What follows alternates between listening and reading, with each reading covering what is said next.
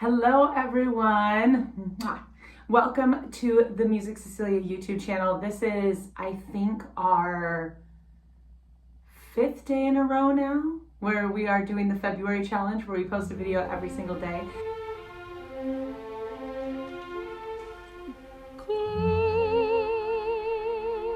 I wanted to introduce you to somebody special today. This is Holly Wally Doodle-Oddle. I'm just kidding. Her actual name is just Holly. We just have 10,000 million, ooh, big yawn, 10,000 nicknames for her.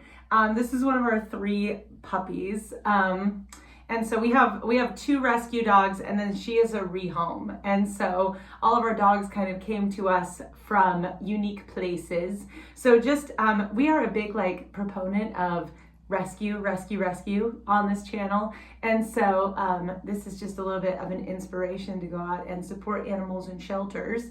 Holly Wally did not happen to come from a shelter. I had a family member who unfortunately encountered some really big medical issues and could no longer take care of her.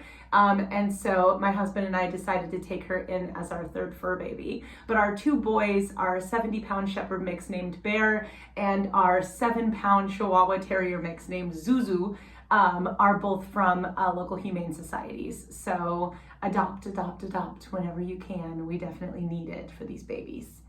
But anyway, I wanted to introduce you to a little bit more of my inner world today, but we are also going to do another reaction video. If you haven't gotten the chance to check out the cover video of The Last Midnight from Into the Woods that I did yesterday, it was a really fun one to make, so I highly recommend checking that out if you can. It is available on the channel now. Ooh, you like those scratches. So, Holly and I real quick wanted to show you our studio space, because if you were fans of when we first started the channel a few years ago, you'll notice that our space has changed significantly since then. So I'm just gonna give you a tiny little tour. It's gonna be really brief, but the main parts of this video besides introducing you to Holly Wally is also, I'm going to be reacting to, I think, one of my favorite nostalgia artists ever. And she's still around, she's still doing stuff. And so definitely still support her now, but she is a huge songwriting inspiration for me. And I was thinking about this trend on Instagram of, you want to get down? I was thinking of this trend on Instagram of people talking about things from 2015, 2016. And one of my favorite artists from that period of time when she was really popping off is Perri. So we're actually going to talk about Christina Perri today, because I think despite the fact that she did have kind of an era in music, I don't think she's ever gotten all of the accolades and credit that she deserves, because that girl is phenomenal. And so we are going to be talking about a live performance that she did on The Late Show with David Letterman about 4 years ago. So this is an older video, but I think you guys are really going to enjoy this one. We're going to break down why she's as emotionally resonant of an artist as she is. But first, I want to show you my studio briefly. So Holly's going to help me. She's running around down here. But everything in my studio is either thrifted vintage, handmade art that my students gave me, or things that just really inspire me. And so I have my female composers thing. It's all the way back here on Etsy. I got that from a small business called Do Re Mi Designs. Hardcore, check them out on Etsy. But that's kind of a little list of female composers. I hope you can see it. And then I come from a big European Catholic family, so this portrait behind me is actually a Renaissance style portrait of Saint Cecilia, who my business is named after. She's just also a powerful woman in music history. So I have a lot of women from music history on my walls. And then I have a lot of posters from old operas and musicals that I've either been in or seen. So this cork board behind me is actually musicals that I've seen the last 2 times I was in New York. I saw them on Broadway, and then I have a couple brochures from some gala concerts that I actually sang in. And then one of my amazing students sings with the Portland Lesbian Choir here in the Pacific Northwest. So I have her promotional poster up here, and some memorabilia from 2 of my favorite musical productions I've been a part of.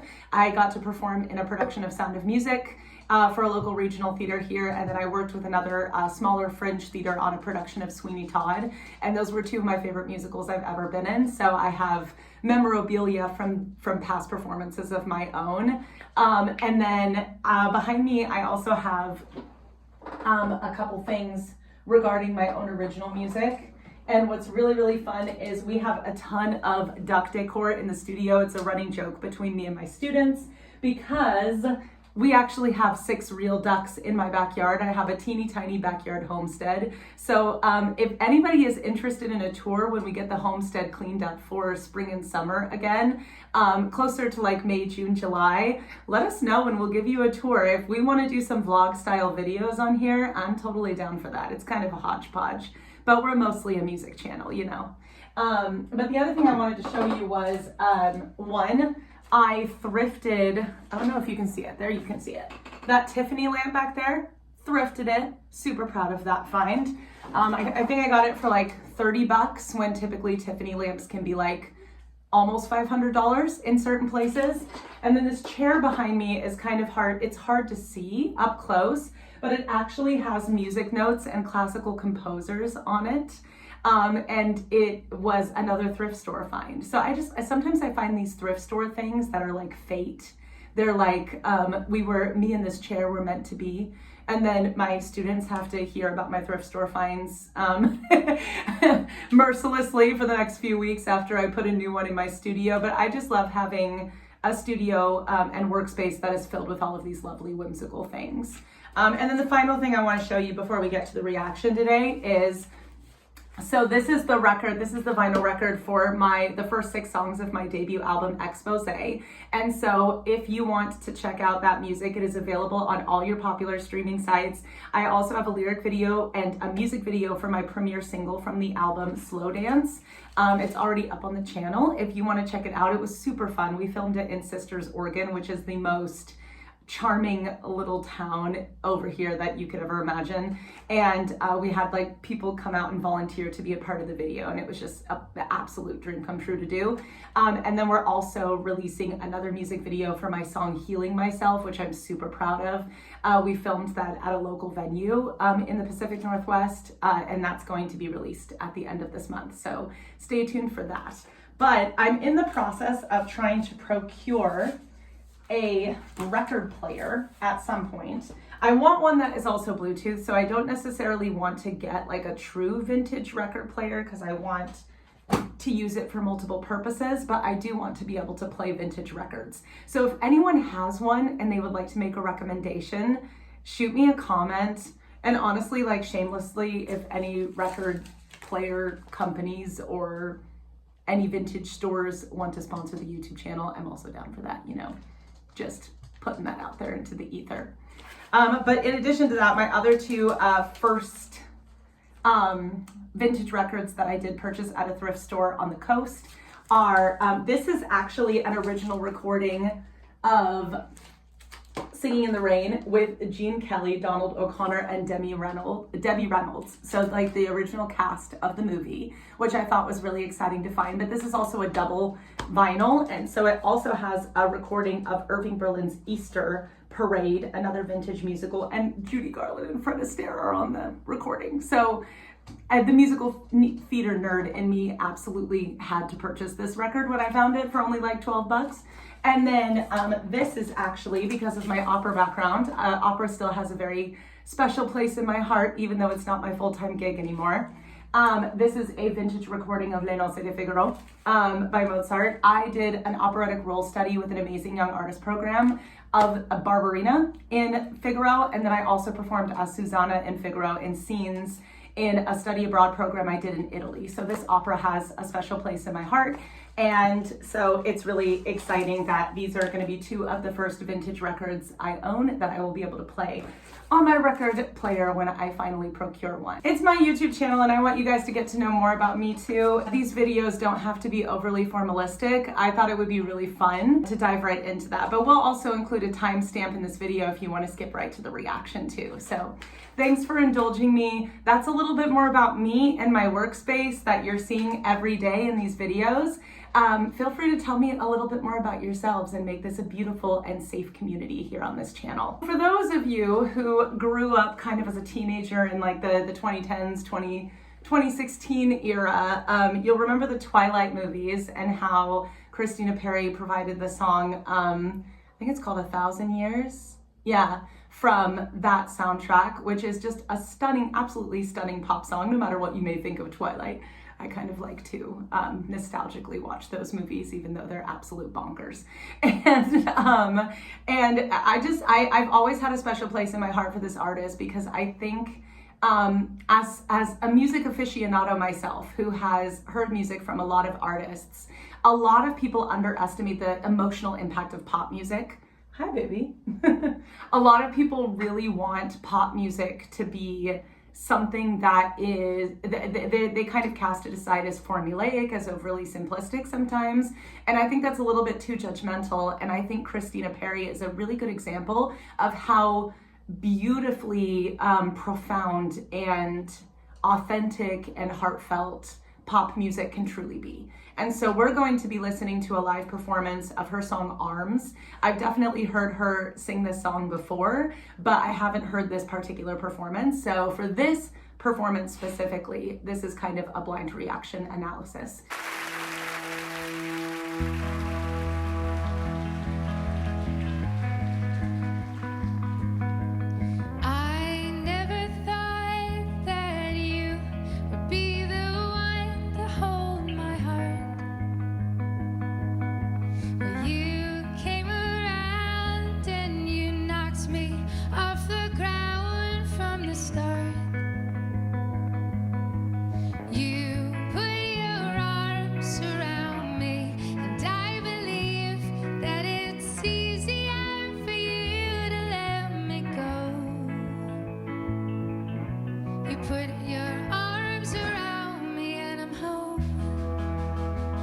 Oh my gosh, she's so wonderful live.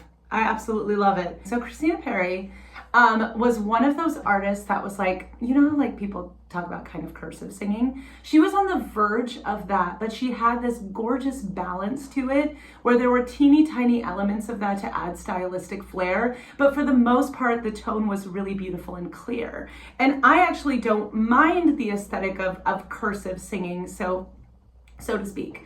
As long as it's not taken to an extreme degree. You have people doing really funny spoofs of cursive singing online and what people mean by that. So look up that term if you've never heard somebody use that term before. But what I will say is that I don't mind it stylistically, like I said, if it's balanced. I think when we lose the diction is when we lose the desire to listen to the cursive singing, or it goes a little bit too far. But if it's a slight stylistic affectation, sometimes it actually can come across as very intimate and heartfelt. And for Christina Perri, and you can see it in her face during this performance, you can see how she's trying to directly connect to the audience and have this really beautiful soothing aspect to her sound. You can tell that this is a very authentic stylistic lilt in her tone.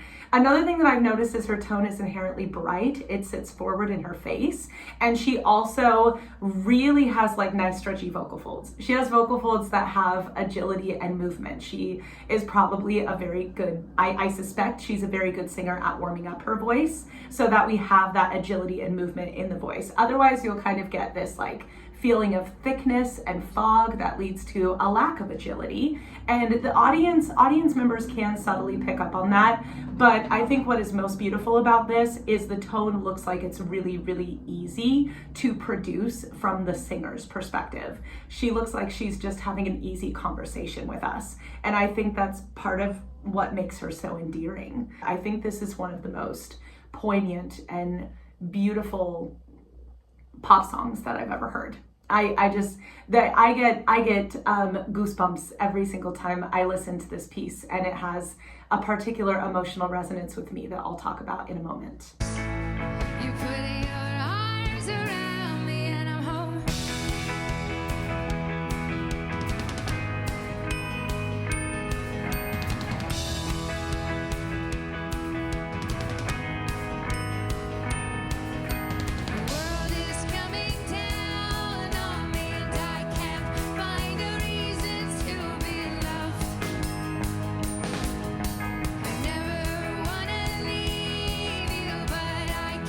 Make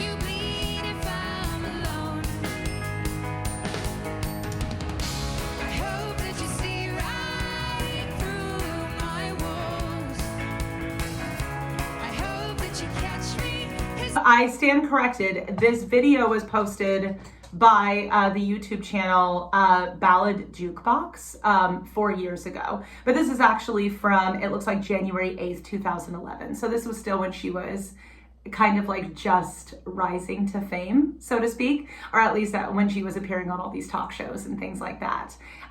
What I really, really love too is the level of vocal ease that she has while she's also playing piano. That is something, a multi-instrumental singer, that is something that is not to be underestimated. I've accompanied myself on the piano singing a few times, and it takes, you really, really got to know your stuff. You really got to have a comfort level with what you are doing, because it's a completely different way of holding yourself support-wise if you're leaning over a piano, especially as the instrument, or leaning over a guitar. You have to be able to orient your body and your muscle coordination in that direction. And what I love is that I'm seeing so much relative ease, but she's a little bit bouncy. I can tell that she's very excited to be sharing this message with her audience. And I think that that's another aspect of her performance style that is very laid back, but very endearing. It's doing a lot more than what first meets the eye. Now, the reason why I think I resonate so deeply with Christina Perri's music is because she takes this relatively simple, very, very relatable thought of, in this particular song, it's, I'm afraid of being vulnerable. And she expands on it in a way that is so infinitely accessible and so profound in its accessibility. She did this with Jar of Hearts. She did this with 1,000 Years. It's this simple, easy to understand presentation of it, but it's done with so much authenticity that it hits you. And it hits you in a way that kind of like appeals to your inner child in a way. Like this is definitely like me being a foster mom right now.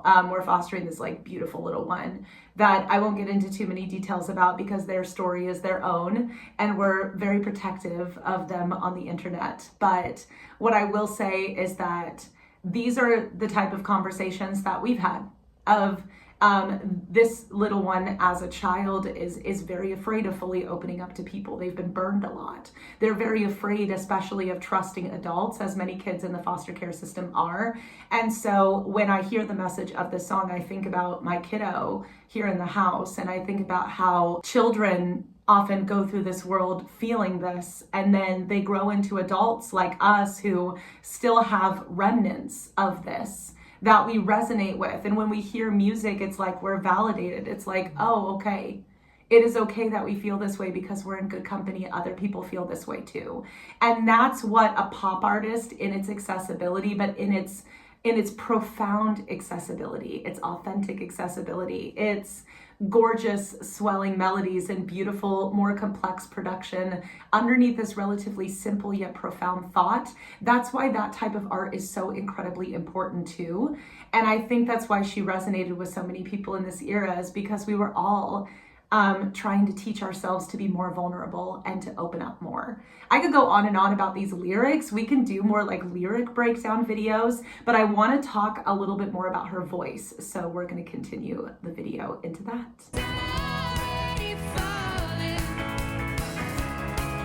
I love the bells. I've always loved the bell effect in the production. Beautiful.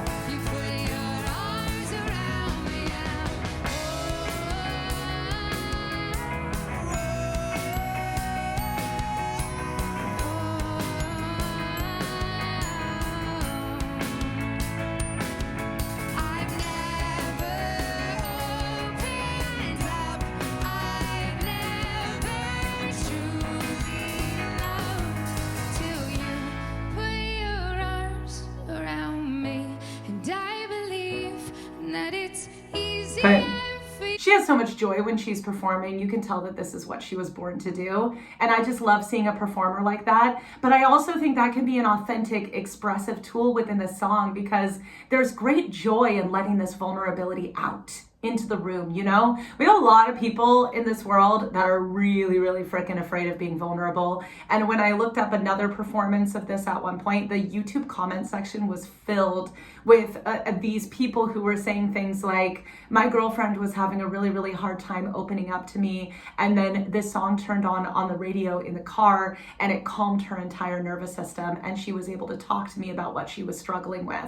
Or I was dealing with a death in the family, and I was able to sit with this song and understand that it was okay for me to feel that. And there's actually joy in the catharsis of fully letting ourselves feel. And these other artists we talk about on the channel, like Aurora, like Dimash, like Angelina Jordan, some of the other artists that we're going to talk about after Christina Perri this month, they all have that common thread. The most resonant artists do.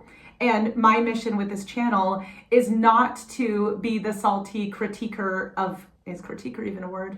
The salty critic, there you go, I have a master's degree, of art on this platform. My goal is to show you guys why you love these artists so much from a qualified perspective, from a perspective of somebody who actively does music for their living every single day. And the reason why we love her so much is because she says the inside thoughts out loud, and she says it with joy and wild abandon. And that's so much of what so many people wish they could do. And we get to experience that through her a little bit in the music. And then all of a sudden, we're more inspired to do it in our everyday lives. And that's what the best artists, no matter what genre it is, do. So this is why pop music has a very, very important place in the music landscape when it is done in this earnest, sincere, heartfelt way. And I love how the production, how the other instrumentalists, I always want to mention them in my videos, help the vocalist grow this song and grow the story. It can feel really, really high stakes as we continue to express ourselves authentically. And the music really reflects that. There's so much going on in the production that aids in this emotional experience. Props to the backing vocalist. That was a really beautiful little riff that backing vocalist did. Gorgeous. Gorgeous little flip up into an airier head voice. That was very, very stylistically on trend in this era of pop music. But it also gives this vulnerability.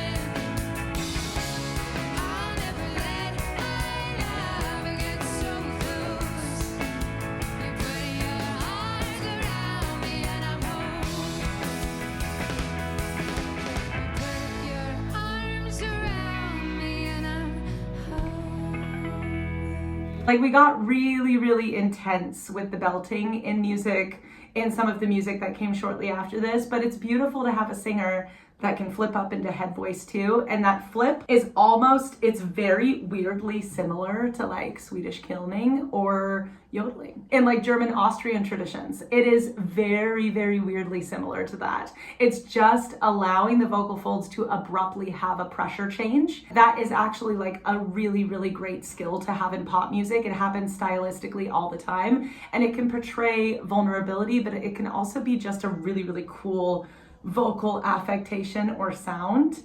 And it also feels like this nice pressure release for the singer when they're in performance environments like this, because her nervous system is revving up so much every single time she's hearing that instrumental and the beats behind her. And so actually having that rapid pressure release in the upper voice allows her to calm the nervous system down a little bit. And it's important for singers to have these little check-ins with themselves throughout the performance, sort of inserted in or pre-planned.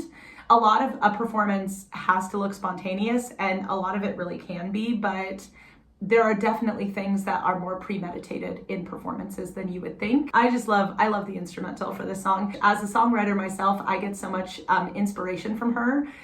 So it's just so cool to see her perform live. Her voice is like a warm hug. Her songwriting style is like a warm hug. I just love her. So I absolutely adore Christina Perri. One of my favorite singers to come out of this era of pop music. And then the other thing that I wanted to let you know is that there's actually some really masterful vocal technique happening here at the end when she has that mouth shape, and she our love gets so close when she was singing things like that, especially in the upper register, because I'm already fallen. She's not going already. She's not overpronouncing those lyrics. She's letting that vowel shape kind of stay as similar or as the same as she possibly can.